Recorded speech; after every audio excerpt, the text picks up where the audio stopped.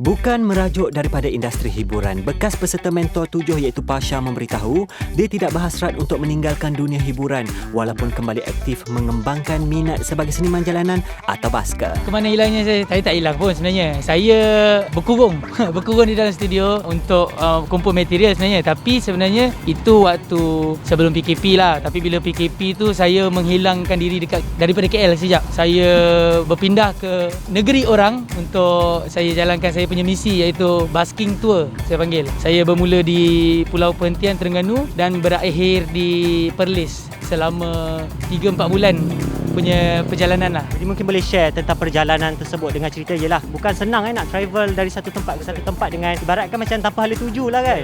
Okey, sejujurnya waktu saya nak mulakan saya punya basking tour tu saya bermula dengan ada bekerja dekat Pulau Perhentian sebagai pemuzik kat sana lah untuk beberapa hari. Tapi selepas habis tu saya dapat ilham untuk stay seorang untuk mulakan saya punya misi basking. Waktu dekat Perhentian tu saya bermodalkan RM300 daripada Perhentian tu sebab saya dekat sana kan. Jadi daripada RM300 tu saya basking.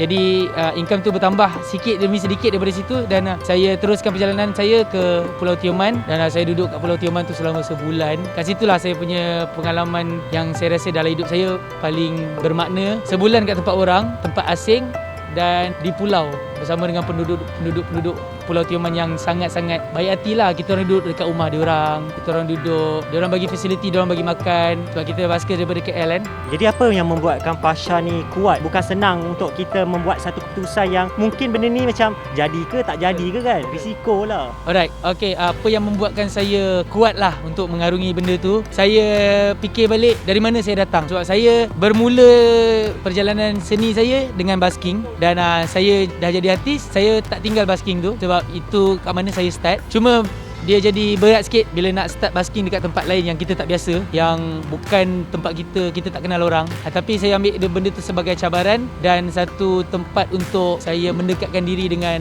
orang lah. Sebab itu yang membuatkan saya kuat lah. Jadi ada juga yang mendakwa yang Pasha pergi travel, basking. Adakah Pasha ni sendiri merajuk dalam industri hiburan? Yelah, selepas keluar Mentor tu macam sukar untuk memperluaskan lagi sayap kat dalam industri ni.